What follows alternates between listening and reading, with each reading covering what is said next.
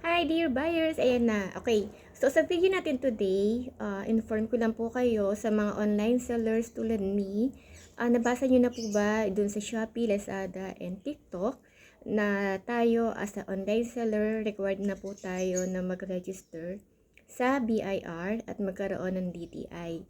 So guys, please take note na isa sa mga requirement para magkaroon tayo ng COR or Certificate of Registration sa BIR is DTI. So dapat yun muna una natin kuhanin bago tayo makakuha or makapag-process ng ating Certificate of Registration.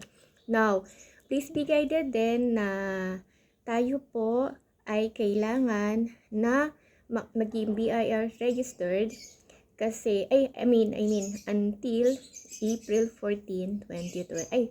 April 14 or April 13. Either or, April 13 or April 14. Yun yung pinaka-deadline po natin. Kasi in-announce po itong na to is last January 14 lang. So, guys, sana lahat tayo ay makakuha agad ng ating mga requirements para hindi tayo mawala sa mga platform na kung saan tayo nakakabenta ng mga items natin. So, kapag daw tayo ay hindi nakapag-comply, yun, possible din, syempre, na mawala tayo sa platform at hindi na tayo makakapagbenta pa. So, kung ayaw natin na tayong lahat or tayo mismo ay talagang mawala at hindi magkaroon ng chance, so comply na tayo. So, ako ngayon ay nagsisimula na rin mag-comply. Kaya talagang pinipilit ko kasi hanggang April 13 or 14 lang siya.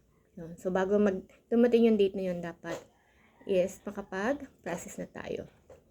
Okay? So, keep you posted po para meron din kayong baka sakali yung mga clip na gagawin ko or mga video na gagawin ko sa mga susunod na transaction ko po ay makatulong din po sa inyo. Okay? So, that will be all. Paalala lang po as online seller po. Bye for now!